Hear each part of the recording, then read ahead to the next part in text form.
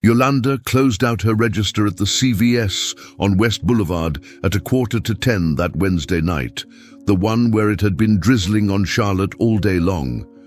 She had already hung her smock on the hook behind the counter. She had already shut off the back light. All she had left to do was check the closing log, punch out on the time clock, and catch the number 9 bus on West Boulevard that stopped right out front.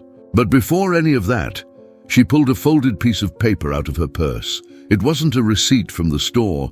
It was a piece of a Bojangles bag she had saved that morning to write down her bills for the month. She looked at it under the counter, in the dim light from the shampoo aisle. She added it again. She added it once more. The number didn't come out right. She was short $200. Not in a bad month. In a regular month, Yolanda had added her paycheck, added the rent, the groceries, the water, the lights, the bus pass, her blood pressure medicine, the coffee on her break. She had added everything right, with the same red pen she used to mark down sale tags on the front aisle. And still, at the bottom, there were $200. She could not explain where they were going. It wasn't the first time she had tried to figure it out. It was the fourth. And on the fourth try, she stood there with the paper in her hand, leaning against the cold and flu display, not knowing whether to laugh or sit quiet in a way that was heavier than ordinary quiet. The other cashier, younger, called out from across the store that she was heading out, asked if Yolanda was coming too. Yolanda nodded without looking up, folded the paper in half again, slid it into her purse next to her glasses case. She walked out onto the sidewalk. It misted on her shoulders while she waited for the bus that wasn't coming. There's things a woman does her whole life without ever seeing them, and there's things she sees one time and after that can't unsee. Her name was Yolanda Marie Robinson, 53 years old, pharmacy clerk at the CVS on West Boulevard for 22 years since her daughter Tasha was 6. She lived in West End, in a small rented duplex on the side of Tuckasegee Road.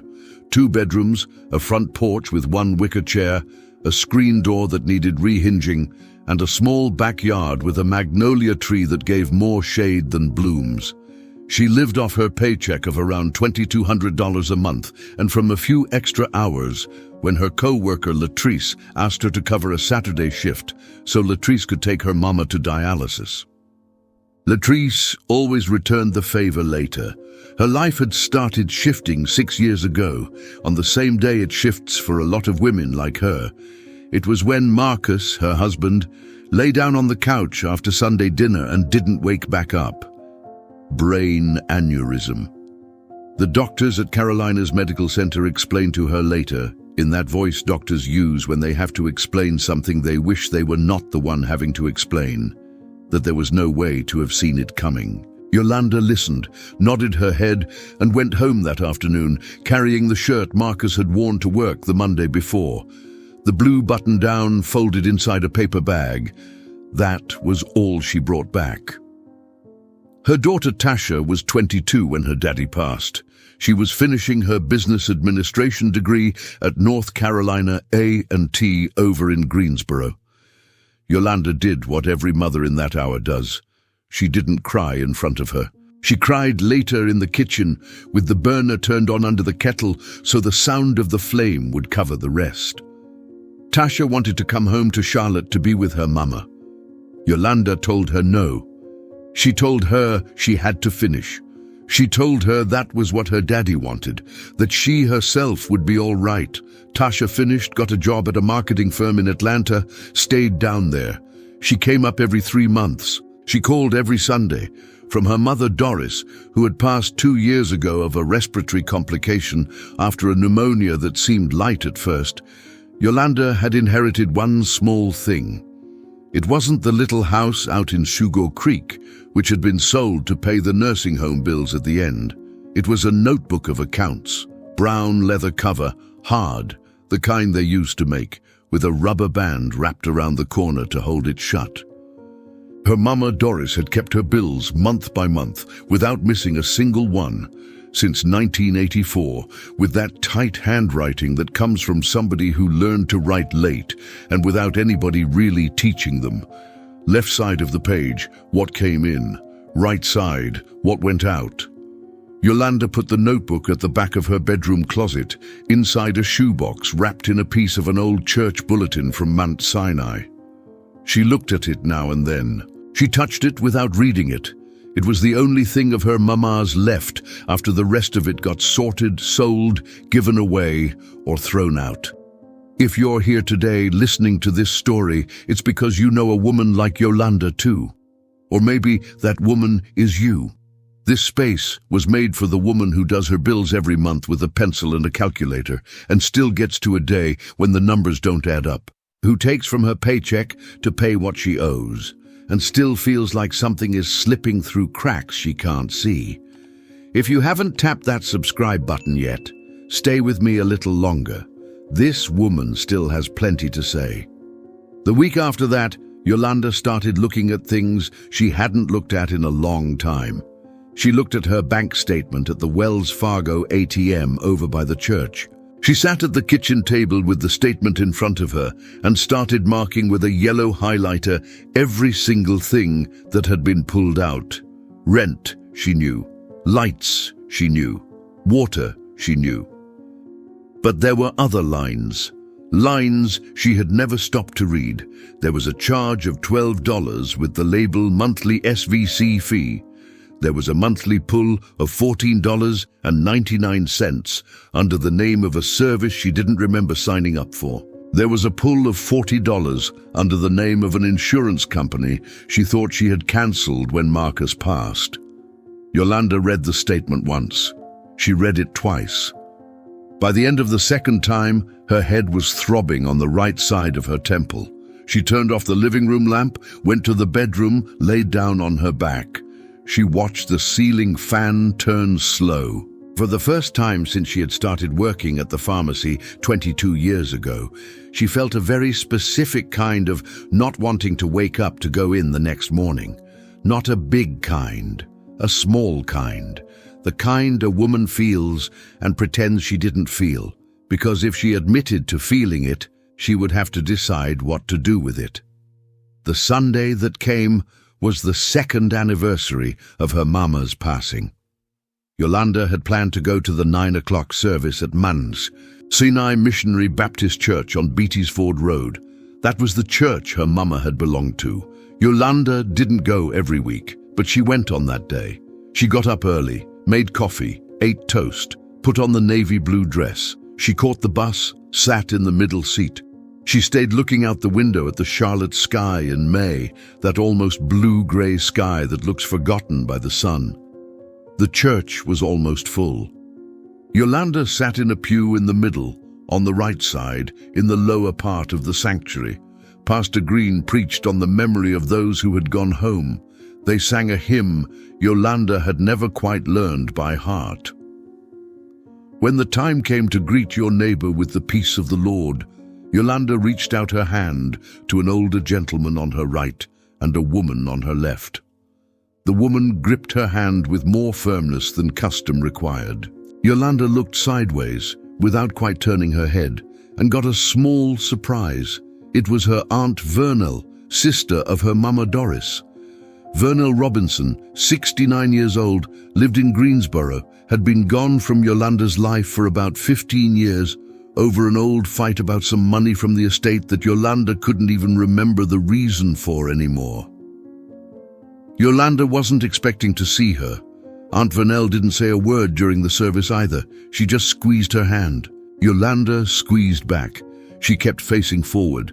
When service let out and folks started filing onto the sidewalk in front of the church, Yolanda waited. Vernell came up without rushing, with that calm of a woman who had decided before she got there that things were going to be all right between them. She didn't apologize.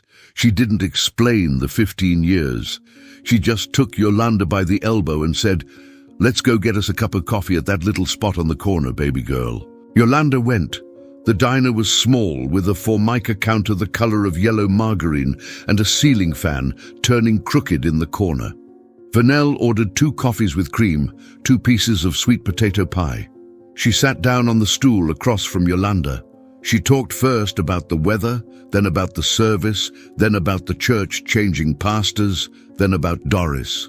She talked about Doris with a tenderness Yolanda hadn't heard from anybody since her mama died. Vernell remembered a story Yolanda didn't know about the 2 sisters selling shucked corn on the side of US 21 in the early 60s to help their own mother, Yolanda's grandmother, who had been widowed too young.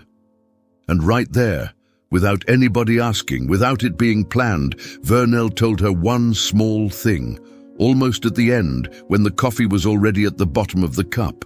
Yolanda had said, without going into detail, that things had been tight closing out the bills lately.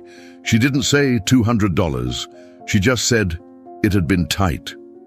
Vernell listened, chewed her last piece of pie, wiped her fingers on the napkin and said, looking toward the street without turning her head, "There's money you don't spend, baby, but the month spends it for you." That was it. She didn't explain. She didn't say more about it. She went back to talking about Doris, about the corn on US 21. Yolanda listened, nodded, but didn't hear the rest of it right. She asked for the check. Vernell wanted to pay. Yolanda let her. They walked out onto the sidewalk. Vernell told Yolanda to call her when she felt like it, wrote her phone number on a napkin. She walked off slow toward the Greyhound stop that ran back up to Greensboro. The words stayed with her on the way home. They stayed while Yolanda waited for the bus on Beatty's Ford. They stayed while she walked past the corner store on Tuckasegee. They stayed while she put the key in the front door.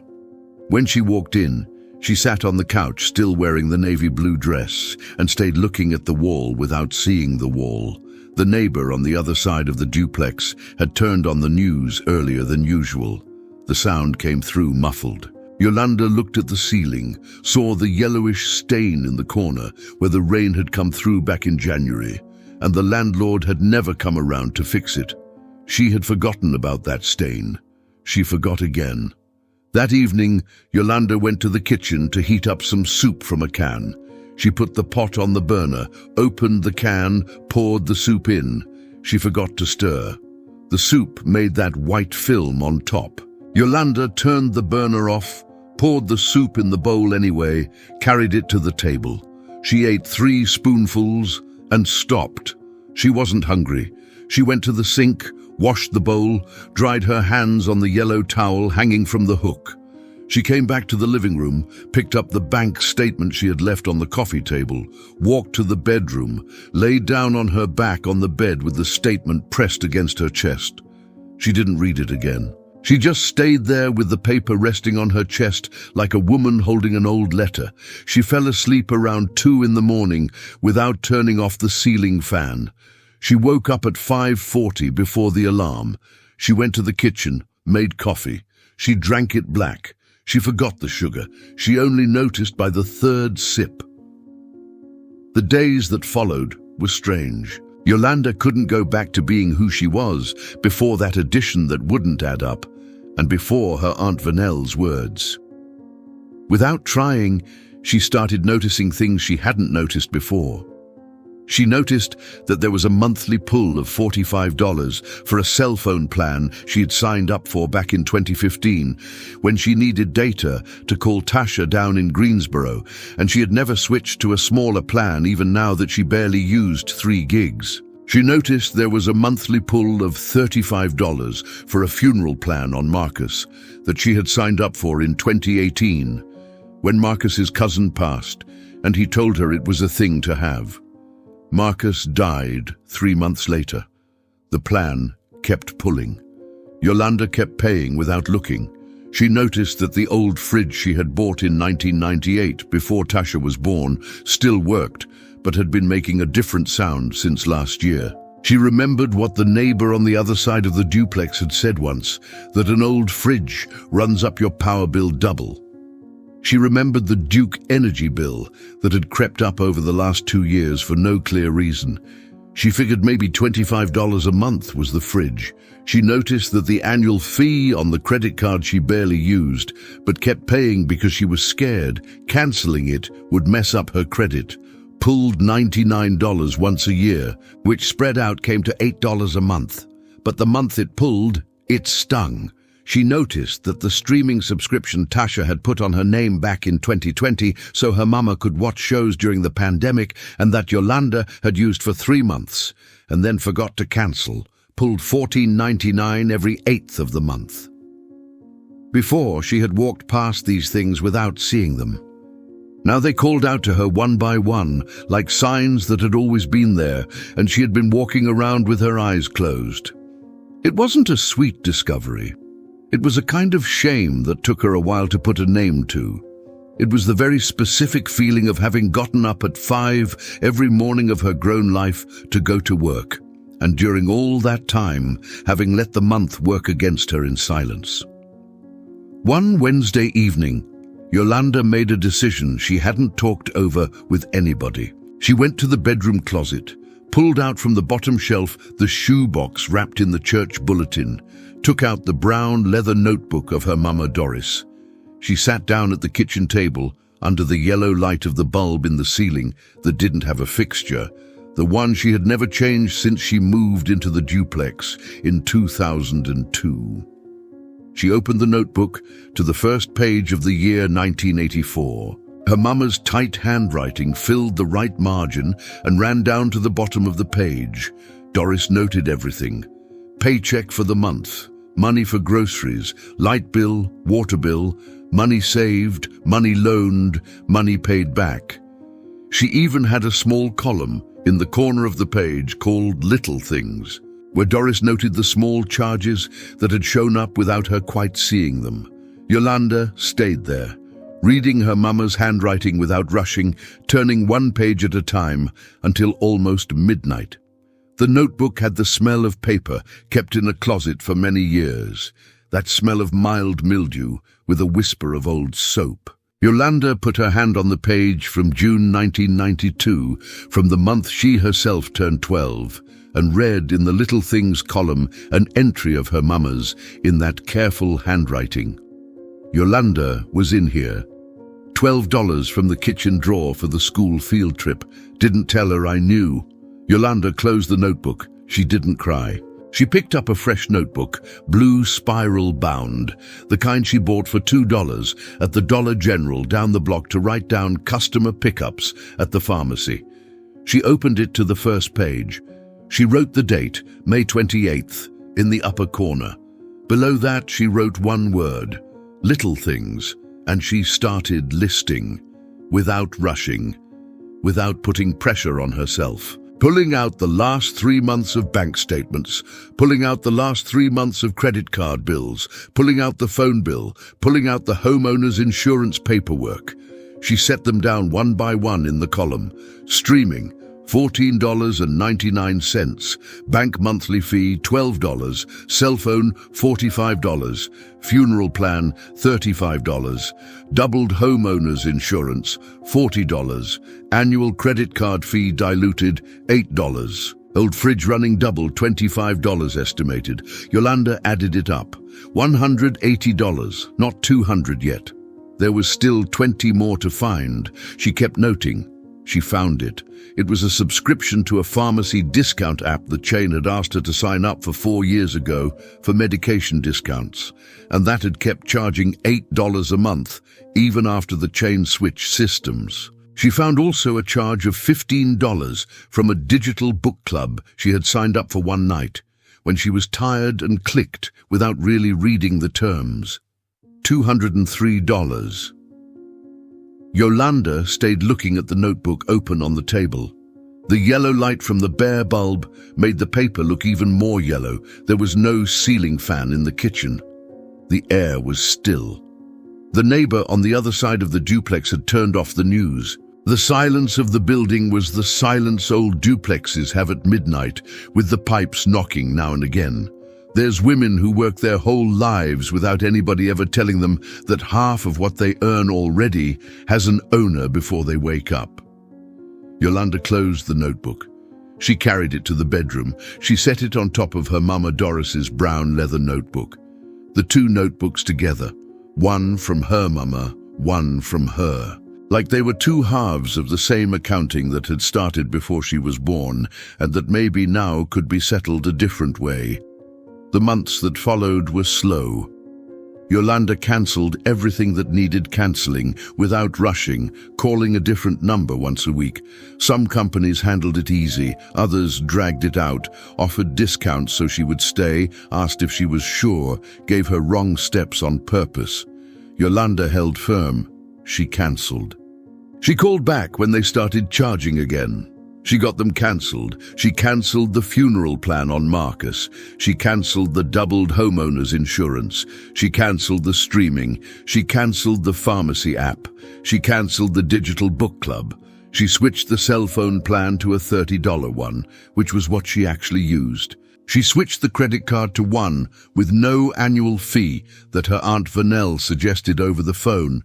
In the call Yolanda made the Thursday after the diner, in the call where Vernell told Yolanda that a great nephew of a friend from down at the church had studied finance at North Carolina Central University and had told Vernell that there was a thing called a high-yield savings account online and a thing called Series Y bonds at treasurydirect.gov, where a woman like her could put in $50 a month and earn more than her Wells Fargo savings was going to give her in 5 years. Yolanda took another 3 weeks to work up the courage. She went on a Thursday, on her lunch break, to the Wells Fargo on West Trade Street. She made an appointment first. The advisor was young, in a white shirt, patient with her. Yolanda explained that this was the first time, that she wanted to start small, that she wanted to understand. The young man explained with a calm voice, showed her the numbers, compared with her plain savings. The difference was not small. Over 3 years, the old way of the savings, she would end up with $60 more. The new way with over $600 more. For the same money, for the same effort. Yolanda walked out of the bank, holding her purse against her chest.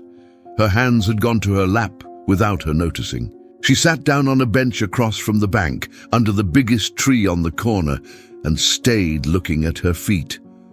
She was wearing her black work shoes from the pharmacy, the soles already worn down. She looked at her hands in her lap. They were folded over each other like she was praying. She wasn't. She thought about going back to the bank and saying she had changed her mind. She thought about doubting. She thought about giving up 3 times that afternoon. She didn't give up. She came back the next Wednesday, sat down with the advisor again, did it.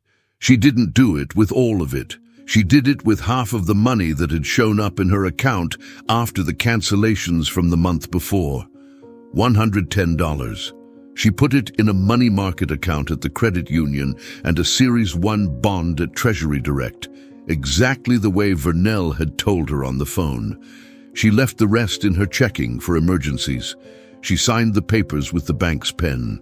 Her hand shook a little, but she signed. 6 months later, Yolanda opened the banking app on her phone on a Sunday night after her weekly call with Tasha. She looked at the balance on the savings and bonds. She had put in $110 some months, 90 others, 60 the month. She had to replace the old fridge with a used one from the appliance store on West Boulevard. The balance was at $840. The return on those 6 months by itself, without her adding more, was higher than what her Wells Fargo savings had returned in all the years before put together. Yolanda looked at the number. She looked again. She didn't cry. She went to the kitchen, made coffee, came back to the couch, sat there drinking it slow with the phone screen still open in her lap. Almost 2 years later, Yolanda walked into the CVS on West Boulevard one Tuesday morning, on her lunch break, on her day off. She had come to drop off a package for Latrice, who had asked her to pick up some adult diapers for her mama. Yolanda was bringing the diapers in a bag, plus a note from Latrice with the cash. It was going to be quick. But while she was waiting for Latrice to finish ringing up the last customer at the counter, Yolanda saw, in another corner of the store, a woman younger than her, standing in front of the blood pressure medicine shelf, with the calculator on her phone in her hand. Woman in her late 30s, in a hospital housekeeping uniform. She was doing math. She had the face of a woman who had added something up 3 times and hadn't liked the result of any of them. Yolanda watched her for a moment. She recognized the face. It wasn't her own face, but it was family. She didn't go right over to the woman. She waited. When the woman brought the medicine up to the counter and Latrice started ringing it up, Yolanda walked over slow. She greeted the both of them. She apologized to Latrice for cutting in. She looked at the woman and said, with that calm she had learned to use with worried customers at the counter, "This is the first time I've seen you here at the CVS. Can I ask you something?" The woman's name was Tanisha. She worked as a housekeeping aide at Atrium Health Pineville, 37 years old. Her mama was 87 and lived with her. The blood pressure medicine was for her mama. Tanisha was figuring it because she was $25 short of what she needed, and she was deciding which medicine she was going to skip that month. Yolanda listened. She didn't give advice. She didn't talk about Treasury Direct or Money Market. She talked about her Aunt Vernell. She talked about her Mama Doris's brown leather notebook. She talked about the words. She told Tanisha there was money you don't spend, but the month spends it for you. And she said, with the same calm her Aunt Vernell had used with her 2 years ago, that maybe if Tanisha pulled her bank statement and marked with a highlighter every single thing that had come out, she would find at least $30 leaving her account without her ever saying yes. Tanisha listened in silence.